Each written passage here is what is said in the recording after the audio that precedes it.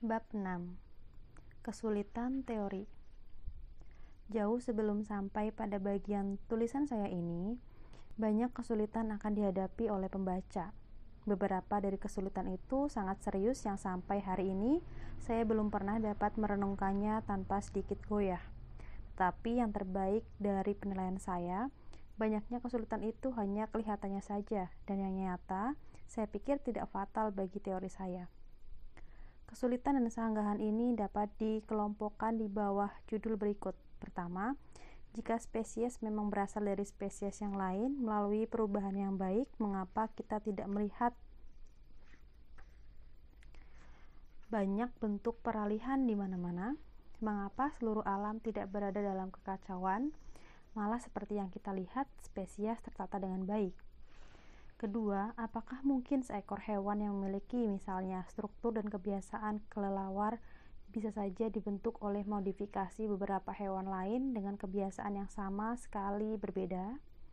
Bisakah kita percaya bahwa seleksi alam dapat menghasilkan di satu sisi organ yang tidak begitu penting seperti ekor jerapah yang berfungsi sebagai pengusir lalat, dan di sisi lain organ dengan struktur sangat indah seperti mata yang hampir belum sepenuhnya kita pahami kesempurnaannya yang sulit ditiru? Ketiga, dapatkah insting diperoleh dan dimodifikasi melalui seleksi alam? Apa yang akan kita katakan mengenai insting yang begitu mengagumkan yang menyebabkan lebah bisa membuat ruang-ruang yang secara praktis telah mendahului penemuan-penemuan ahli matematika terkemuka?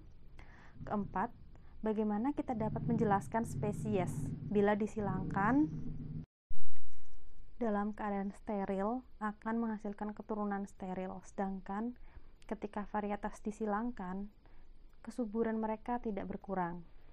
Dua judul pertama akan dibicarakan di sini, sedangkan insting dan hibridisme dalam bab-bab terpisah. Tentang ketiadaan atau kelangkaan varietas transisi. Karena seleksi alam hanya akan bertindak untuk pelestarian modifikasi yang menguntungkan, maka setiap bentuk baru akan cenderung mengambil tempat di daerah-daerah yang sudah padat dihuni atau ditumbuhi, dan akhirnya akan memusnahkan induknya sendiri yang kurang berkembang atau bentuk-bentuk lain yang kurang mempunyai kelebihan dalam persaingan.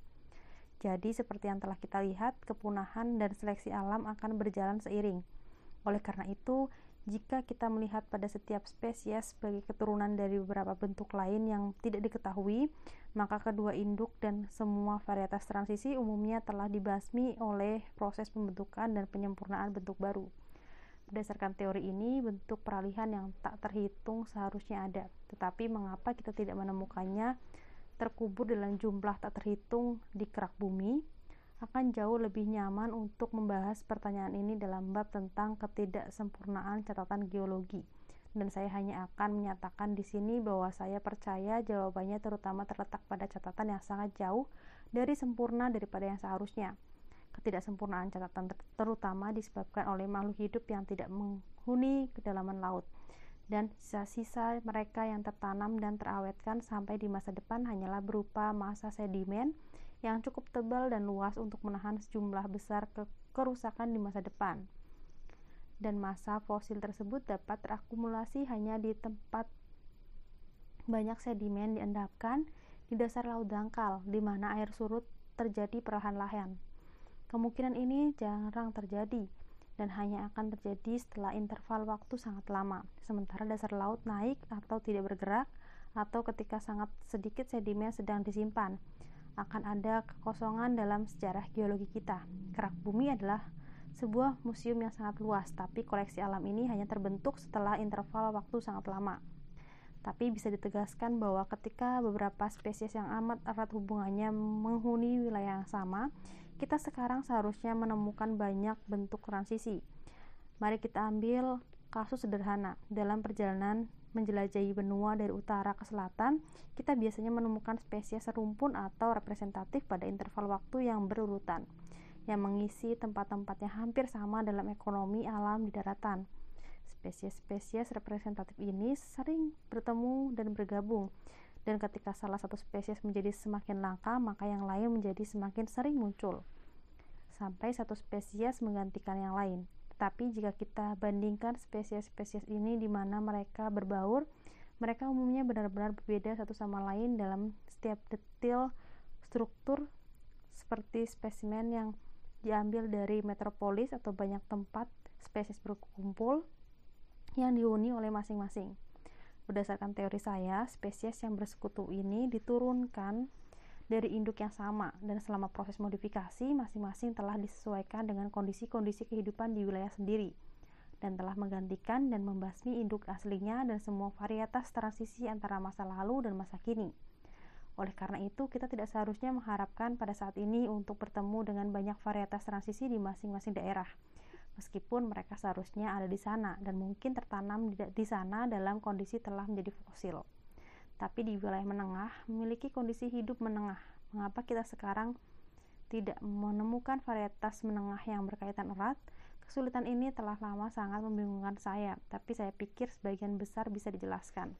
Pertama-tama, sebaiknya kita harus sangat berhati-hati dalam menyimpulkan, karena ada daerah yang sampai sekarang tetap ada dan telah ada selama jangka waktu yang panjang. Geologi akan membuat kita percaya bahwa hampir setiap benua telah dipecah menjadi pulau-pulau, bahkan selama periode tersier akhir.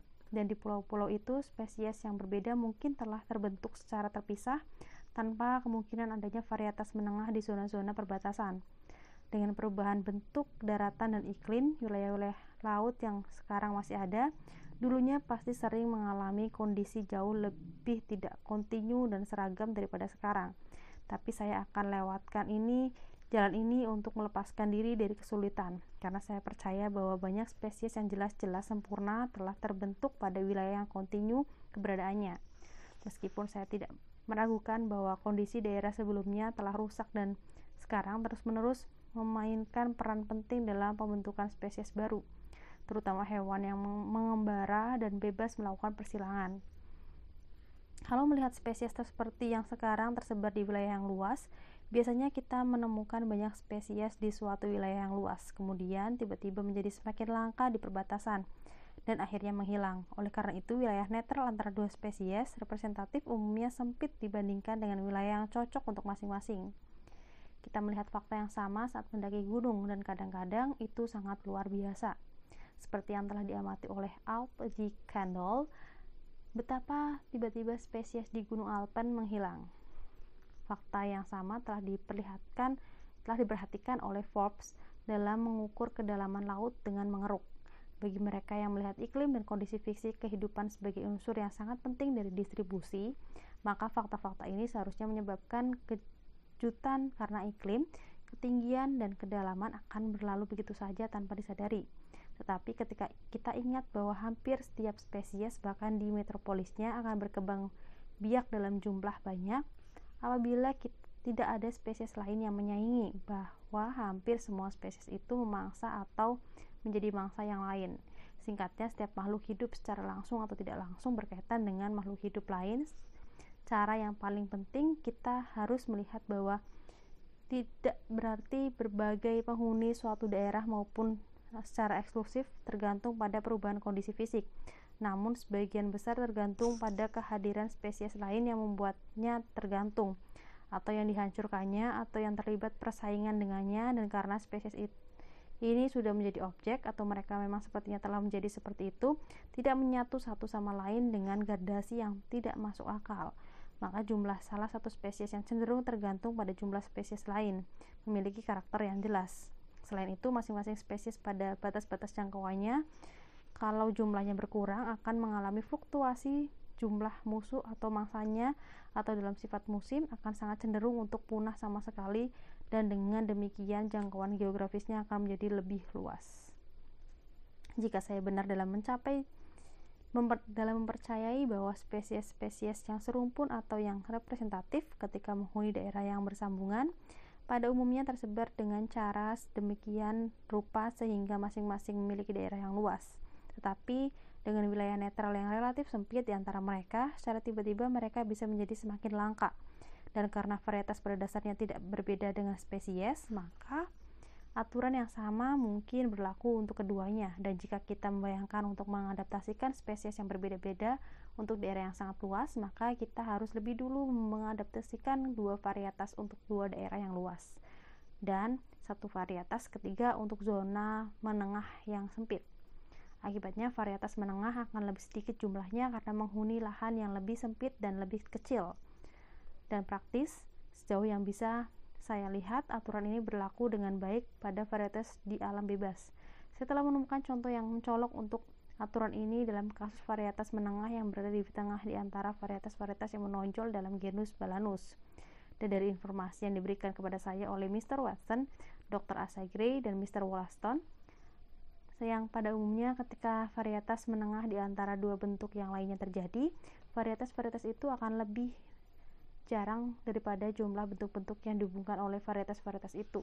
Sekarang, jika kita dapat mempercayai fakta-fakta dan kesimpulan, dan karena itu menyimpulkan bahwa varietas yang menghubungkan dua varietas lain bersama-sama umumnya berjumlah lebih rendah daripada bentuk-bentuk yang mereka hubungkan, maka saya pikir kita dapat memahami mengapa varietas menengah tidak bisa bertahan untuk waktu yang lama. Lalu mengapa, sebagaimana disebutkan dalam aturan umum, mereka harus dibasmi dan menghilang lebih cepat daripada bentuk-bentuk yang awalnya mereka hubungkan bersama-sama. Sebab setiap bentuk apapun yang ada dalam jumlah yang lebih sedikit, sebagaimana yang telah disebutkan di atas, akan menghadapi kemungkinan lebih besar untuk dibasmi daripada yang ada dalam jumlah besar. Dan dalam kasus ini, bentuk peralihan akan sangat mudah menjadi sasaran serangan mendadak dari bentuk serumpun yang ada di kedua sisi dari bentuk peralihan itu. Tapi pertimbangan yang jauh lebih penting, seperti yang saya percaya bahwa selama proses modifikasi lebih lanjut, di mana dua varietas berdasarkan teori saya harusnya akan diubah dan disempurnakan menjadi dua spesies yang berbeda, maka dua yang ada dalam jumlah lebih besar dan menghuni daerah yang lebih luas akan memiliki keuntungan lebih besar daripada varietas menengah yang ada dalam jumlah yang lebih kecil di zona tengah yang sempit. Karena bentuk-bentuk yang ada dalam jumlah yang besar dan selalu memiliki kesempatan yang lebih baik dalam periode tertentu dengan terus menghasilkan varietas yang lebih menguntungkan bagi seleksi alam daripada bentuk-bentuk langka yang hidup dalam jumlah yang lebih sedikit. Oleh karena itu, bentuk-bentuk yang lebih umum dalam perjuangan untuk hidup akan cenderung mengalahkan dan menggantikan bentuk-bentuk yang kurang umum. Karena bentuk yang digantikan itu lebih lambat diubah dan ditingkatkan. Saya percaya bahwa prinsip yang sama ini juga berlaku untuk spesies umum di setiap daerah. Seperti yang ditunjukkan pada bab kedua yang menyajikan rata-rata jumlah varietas yang menunjukkan karakter yang jelas dengan jumlah lebih banyak daripada spesies langka. Saya bisa menggambarkan apa yang saya maksud dengan mengandaikan 3 varietas domba peliharaan, 1 ekor diadaptasi untuk wilayah pegunungan yang luas, kedua untuk daerah yang relatif sempit dan terbukti, dan ketiga untuk daratan luas di kaki bukit, dan semua penduduk berusaha dengan kemantapan dan keterampilan yang sama untuk meningkatkan ternak mereka dengan seleksi. Kemungkinan dalam kasus ini akan sangat mendukung pemilik domba dengan jumlah besar di pegunungan atau dataran luas di kaki bukit untuk meningkatkan keturunan ternaknya dengan lebih cepat daripada pemilik domba dengan jumlah sedikit di lahan antara yang sempit yang berbukit. Dan akibatnya ternak domba di gunung atau dataran luas di kaki bukit yang telah mengalami perbaikan akan segera menggantikan ternak yang kurang ditingkatkan di perbukitan sempit. Dan dengan demikian, dua varietas domba itu yang awalnya ada dalam jumlah lebih besar akan saling berhubungan erat satu sama lain, tanpa perantara varietas domba bukit perbatasan yang telah digantikan. Singkatnya, saya percaya bahwa spesies pada akhirnya akan menjadi objek yang dapat diterima dengan baik, dan yang pada suatu periode tidak memberi kekacauan tak terhindarkan dengan variasi dan hubungan menengah. Pertama, karena varietas baru sangat lambat terbentuk, karena variasi adalah proses sangat lambat dan seleksi alam tidak dapat melakukan apa-apa sebelum variasi yang menguntungkan kebetulan terjadi. Dan sebelum sebuah tempat di dalam komunitas alam suatu daerah dapat dihuni dengan lebih layak dengan beberapa modifikasi dari sedikit atau sebagian besar penghuninya, dan tempat-tempat baru seperti itu bergantung pada perubahan iklim yang lambat atau tergantung pada imigrasi penghuni baru yang kadang-kadang terjadi, dan mungkin dalam tingkat yang jauh lebih penting tergantung pada penghuni lama yang lambat dimodifikasi sehingga menghasilkan bentuk-bentuk baru, dan bentuk lama akan bertindak dan bereaksi satu sama lain, sehingga dalam satu wilayah pada satu waktu kita seharusnya hanya melihat adanya beberapa spesies menyajikan sedikit modifikasi struktur yang agak permanen, dan ini pasti kita lihat. Kedua, daerah-daerah yang sekarang bersambungan seharusnya sering berada dalam periode baru dalam bagian-bagian yang terisolasi. Di sana banyak bentuk, terutama di kalangan kelas yang berkumpul untuk setiap kelahiran dan yang lebih sering hidup mengembara. Mungkin secara terpisah telah menjadi cukup berbeda untuk digolongkan sebagai spesies representatif. Dalam hal ini, varietas-varietas menengah di antara beberapa spesies representatif dan induk bersama mereka dahulu.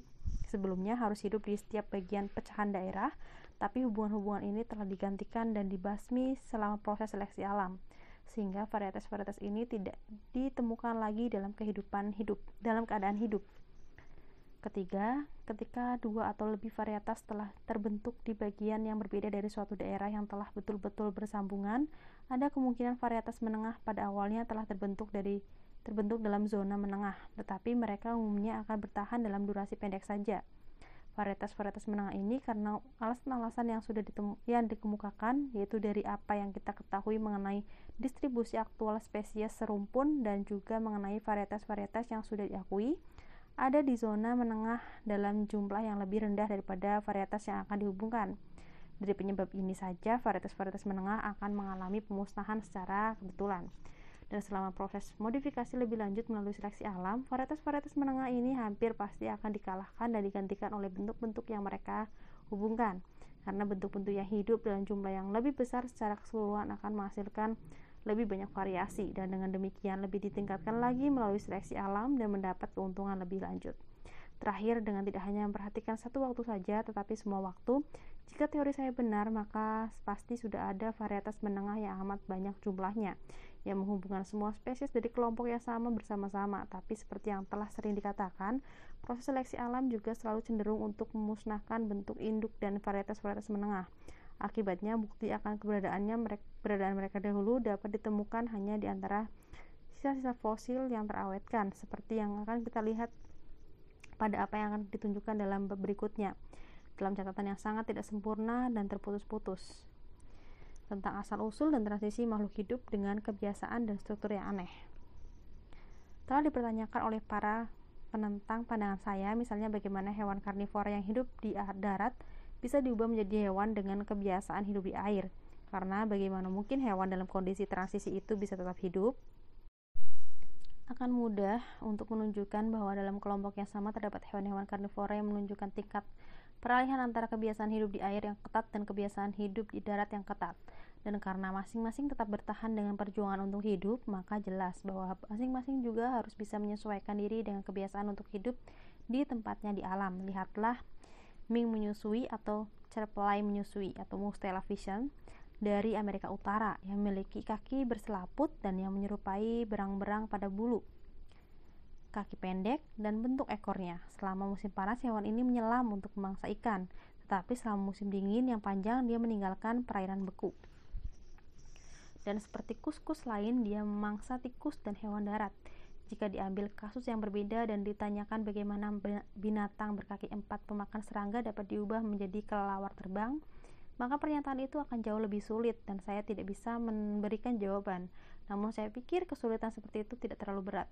Di sini, seperti pada kesempatan lain, saya merasa dirugikan karena dari sekian banyak kasus mencolok yang telah saya kumpulkan, saya hanya dapat memberikan 1 atau 2 contoh kebiasaan transisi dan struktur transisi pada spesies yang serumpun dari genus yang sama dan kebiasaan yang beragam, baik konstan atau sekali dalam spesies yang sama. Dan tampaknya bagi saya, tidak lebih dari daftar panjang kasus seperti itu sudah cukup untuk mengurangi kesulitan dalam kasus tertentu seperti pada kelelawar. Lihatlah famili tupai di sini. Kita memiliki perubahan terbaik dari hewan yang mempunyai ekor agak lebih pipih daripada binatang lain, seperti yang dikatakan Sir G. Richardson bahwa bagian belakang tubuh mereka agak lebar dan kulit pada sisi-sisinya agak tebal, sehingga membuatnya disebut sebagai tupai terbang. Dan tupai terbang memiliki anggota badan dan bahkan pangkal ekor yang bisa disatukan dengan mengembangkan hamparan kulitnya yang lebar yang berfungsi sebagai parasut dan memungkinkan mereka untuk melayang di udara untuk jarak yang menakjubkan dari pohon ke pohon. Kita tidak dapat meragukan bahwa setiap struktur sangat berguna bagi masing-masing jenis tupai daerahnya sendiri, sehingga memungkinkannya untuk melarikan diri dari serangan burung atau binatang pemangsa, atau untuk mengumpulkan makanan lebih cepat, atau karena ada alasan untuk percaya, juga untuk mengurangi bahaya dari jatuh sekali.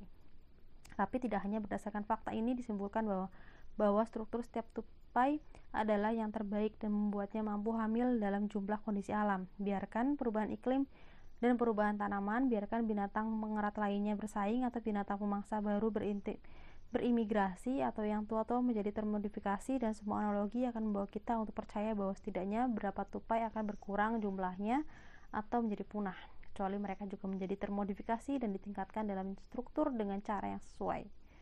Oleh karena itu, saya tidak melihat adanya kesulitan, terutama dengan perubahan kondisi kehidupan dalam pelestarian terus-menerus pada individu yang mempunyai membran samping di kulitnya makin lebar, dan setiap modifikasi yang berguna karena masing-masing ditingkatkan sampai dengan akumulasi dampak dari proses seleksi alam dihasilkan seekor tupai terbang yang sempurna.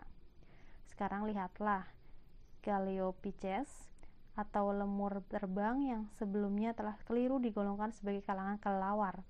Hewan ini memiliki membran samping yang sangat lebar, membentang dari sudut-sudut rahang sampai ekor, dan meliputi anggota badan dan jari-jarinya yang panjang. Membran sayap ini juga dilengkapi dengan otot ekstensor. Meskipun tidak ada mata rantai hubungan struktur sebelumnya yang cocok untuk meluncur di udara, yang sekarang menghubungkan Galeopithecus dengan Lumiridae lainnya, namun saya tidak melihat kesulitan dalam mengandaikan bahwa hubungan tersebut sebelumnya sudah ada dan bahwa masing-masing telah dibentuk oleh langkah yang sama seperti pada kasus tupai yang kurang sempurna meluncur, dan bahwa dalam setiap kelas terstruktur berguna bagi pemiliknya.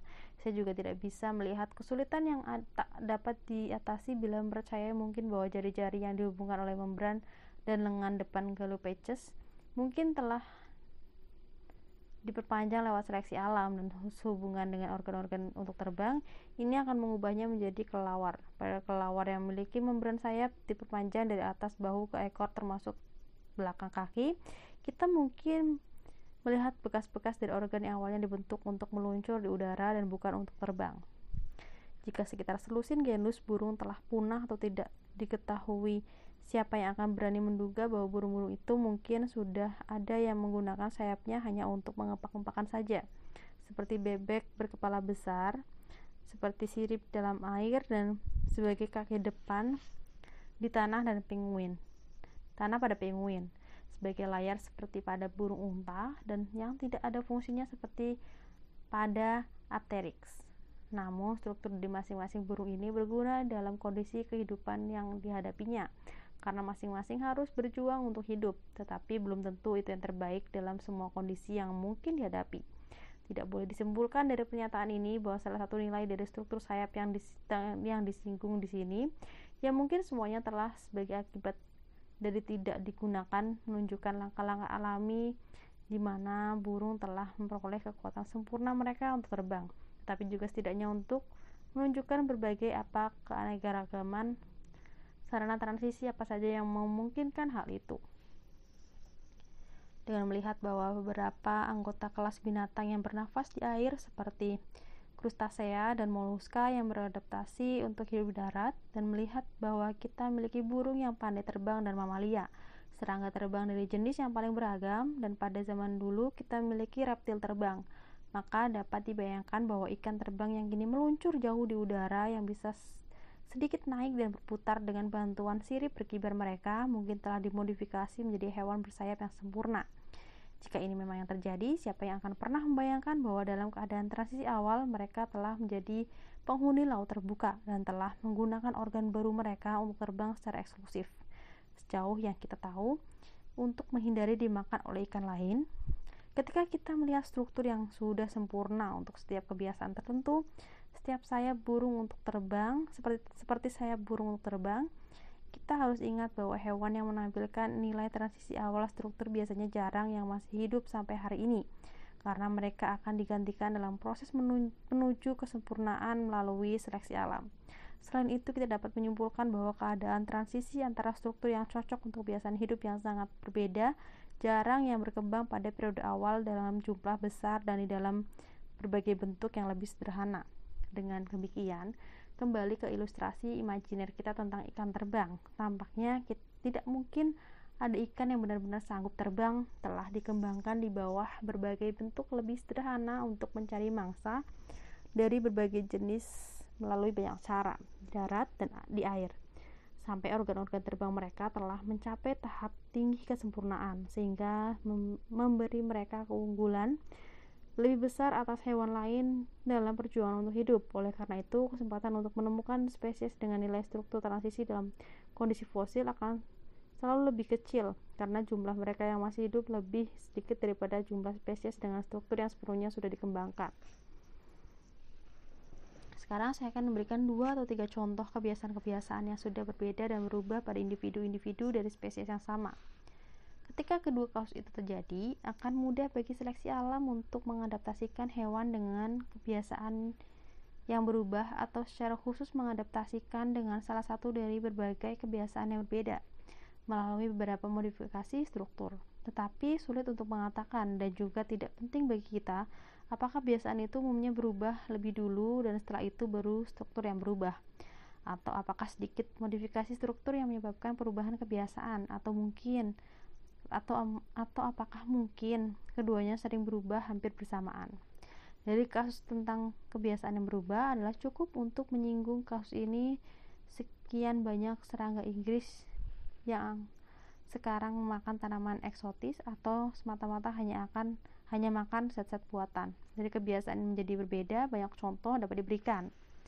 Saya sering melihat bahwa hewan penangkap lalat yang ganas di Amerika Selatan melayang di atas satu tempat dan kemudian melanjutkan ke tempat lain, seperti seekor burung elang kecil, dan pada saat yang lain dia diam berdiri mematung di tepian air dan kemudian terjun masuk ke dalam air seperti seekor burung pekakak pada waktu menangkap ikan. Di negara kami sendiri, burung gelatik batu atau titmouse yang lebih besar mungkin terlihat memanjat cabang pohon hampir seperti menjalar, seperti burung cendet atau shrike yang membunuh burung kecil dengan pukulan di kepala. Dan saya telah berkali-kali melihat dan mendengar binatang yang memukul-mukulkan biji cemara pada cabang pohon dan memecahkannya seperti memakai pemecah biji. Di Amerika Utara, Hirni melaporkan telah melihat beruang hitam sedang berenang selama berjam-jam dengan mulut terbuka lebar, sehingga bisa menangkap banyak serangga di dalam air seperti ikan paus. Bahkan dalam kasus yang sama-sama ekstrim seperti ini, jika pasokan serangga konstan dan jika pesaing yang beradaptasi lebih baik belum ada di negara ini, saya tidak melihat kesulitan dalam kasus pada ras beruang yang diubah oleh seleksi alam, dan semakin banyak hubungannya dengan air dalam struktur dan kebiasaan mereka dengan mulut yang kian besar, sampai suatu makhluk dihasilkan sama mengerikannya seperti seekor ikan paus. Karena kadang-kadang kita melihat individu suatu jenis yang mengikuti kebiasaan yang jauh berbeda dari kebiasaan dan dari spesies mereka sendiri dan dari spesies lain dan dari genus yang sama, maka kita harapkan berdasarkan teori saya bahwa individu tersebut akan sesekali munculkan spesies baru, memiliki kebiasaan anomali dan dengan struktur yang sedikit atau banyak dimodifikasi dari struktur lainnya. Dan kasus seperti itu terjadi di alam. Apakah ada contoh yang lebih mencolok yang bisa diberikan mengenai adaptasi dibandingkan dengan kasus burung pelatuk yang memanjat pohon untuk menangkap serangga di celah-celah dari kulit batang pohon? Namun di Amerika Utara terdapat burung-burung pelatuk yang sebagian besar makan pada buah dan yang lainnya mengejar serangga dengan sayapnya yang memanjang. Dan di dataran La Plata, di mana pohon tidak tumbuh, ada burung pelatuk yang dengan bagian penting dari organisasinya, bahkan dalam pewarnaan dan dalam nada keras suaranya dan cara terbangnya seperti gelombang, menunjukkan kepada saya dengan jelas mengenai hubungan darahnya yang dekat dengan spesies bersama kita. Namun adalah burung pelatuk yang belum pernah memanjat pohon. Petrel adalah burung yang paling lincah di udara dan di laut. Namun di daerah Tierra del Fuego yang sunyi, burung Puffinuria berarti dengan kebiasaan-kebiasaan umumnya, burung ini mempunyai kemampuan menyelam yang menakjubkan. Tapi caranya berenang dan terbang ketika enggan terbang membuat orang salah sangka dengan mengira mereka adalah burung auk atau burung utara bersayap pendek untuk berenang, atau burung grebe, burung yang pandai menyelam. Padahal sesungguhnya adalah petrel, tapi dengan banyak bagian dari strukturnya yang telah mengalami modifikasi. Di sisi lain, pengamat terbaik dalam meriksa Bangkai burung ouzel air tidak akan pernah menduga kebiasaan di luar airnya atau subakuatik, namun anggota yang menyimpan dari famili Murray dengan kebiasaan hidup darat yang ketat ini benar-benar menyelam untuk mencari makan, menggenggam batu dengan kakinya dan menggunakan sayap-sayapnya di bawah air. Orang yang percaya bahwa setiap makhluk telah diciptakan seperti sekarang yang kita lihat, kadang-kadang masih terkejut ketika dia bertemu dengan binatang yang memiliki kebiasaan dan struktur yang sama sekali tidak sesuai, apalagi yang bisa lebih jelas daripada kaki bebek dan angsa yang berselaput yang khusus diciptakan untuk berenang. Padahal ada angsa dataran tinggi dengan kaki berselaput yang jarang atau tidak pernah mendekati air, dan tidak ada seorang pun kecuali Audubon yang telah melihat burung pemburu atau frigate bird yang memiliki 4 jari kaki berselaput yang digunakan untuk berterapung di permukaan laut. Di sisi lain, burung grebe atau burung bertubuh pendek dan pandai menyelam, dan cod atau burung yang pandai berenang dan menyelam memang hidup di air meskipun jari-jari mereka hanya dibatasi oleh membran.